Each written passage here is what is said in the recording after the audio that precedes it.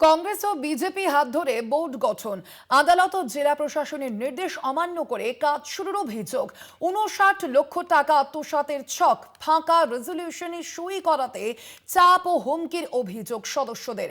বিক্ষোভে মালদার মানিকচক ব্লকের ধরমপুর গ্রামে বিক্ষোভ শুরু হয়েছে। ইতিমধ্যে এই ঘটনার সম্পর্কে মালদায় এই বিক্ষোভ দেখা যাচ্ছে বলে জানতে পারা যাচ্ছে। ৫৯ লক্ষ টাকা আত্মসাতের ছক করা হয়েছে বলে এই অভিযোগ সামনে আসছে। ইতিমধ্যেই কংগ্রেস ও বিজেপির হাত ধরে বোর্ড গঠন, আদালত ও জেলা প্রশাসনের নির্দেশ অমান্য করে কাজ শুরুর অভিযোগ, ৫৯ লক্ষ টাকা আত্মসাতের ছক, ফাঁকা রেজলিউশনে সই করাতে চাপ ও হুমকির অভিযোগ সদস্যদের। বিক্ষোভ দেখানেই ঘটনার প্রেক্ষিতেই তারা মালদার মানিকচক ব্লকের ধরমপুর গ্রামের এই ঘটনা আপনাদের জানাচ্ছি। ৫৯ লক্ষ টাকা আত্মসাতের ছক, এই অভিযোগ করা হয়েছে। ফাঁকা রেজলিউশনে সই করাতে চাপ ও হুমকির অভিযোগ সদস্যদের। বিক্ষোভ মালদার মানিকচক ব্লকের ধরমপুর গ্রামে। মালদার এই ঘটনা আপনাদের জানাচ্ছি। সেখানেই লক্ষ লক্ষ টাকা আত্মসাতের অভিযোগ সামনে আসছে। কংগ্রেস ও বিজেপির হাত ধরে বোর্ড গঠন, আদালত ও জেলা প্রশাসনের নির্দেশকে অমান্য করে কাজ শুরুর অভিযোগ করা হচ্ছে সদস্যদের তরফ থেকে। আর বিস্তারিত জানবো, ফোন লাইনে রয়েছেন প্রতিনিধি পরিতোষ সরকার। পরিতোষ, ঠিক কি অভিযোগ সামনে আসছে?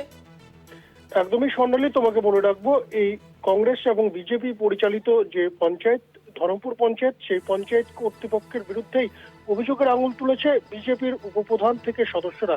যে অভিযোগ সামনে আসছে, আদালত, যেখানে উচ্চ আদালত এবং প্রশাসন নির্দেশ দিয়েছিল যে পুরনো টেন্ডারের প্রক্রিয়া তা বাতিল করেছিল, কিন্তু সেই পুরনো টেন্ডারের যে তালিকা, সেই তালিকা অনুযায়ী প্রধান কাজ করতে শুরু করেছেন এবং সে সমস্ত কাজ করে দিয়ে টাকা আত্মসাতের একটা পরিকল্পনা করেছে, এমনই অভিযোগ। আর এই গোটা অভিযোগকে কেন্দ্র করেই প্রশাসনের দ্বারস্থ হয়েছে বিজেপির উপপ্রধান এবং অন্যান্য সদস্যরা। তোমাকে বলে রাখবো, এই ধরমপুর গ্রাম পঞ্চায়েতে যেখানে তৃণমূল বিরোধী আসনে রয়েছে এবং কংগ্রেস এবং বিজেপির হাত ধরে এই পঞ্চায়েতের বোর্ড গঠন করেছে এবং কংগ্রেসের প্রধান এবং সরকারি কর্মচারীদের বিরুদ্ধেই অভিযোগের আঙুল তুলে সরব হয়েছে বিজেপির উপপ্রধান এবং কংগ্রেসের সদস্যরা।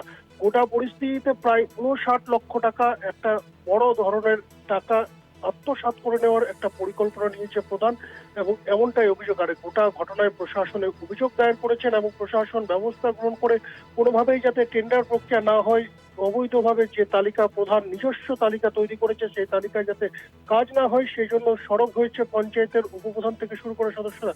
গোটা ঘটনায় প্রশাসন কি পদক্ষেপ নেয় সেদিকে তাকিয়ে, যদিও প্রধানের তরফে এই সমস্ত অভিযোগ ভিত্তিহীন বলে দাবি করা হচ্ছে। স্বর্ণালী, ধন্যবাদ তোমায় পরিতোষ।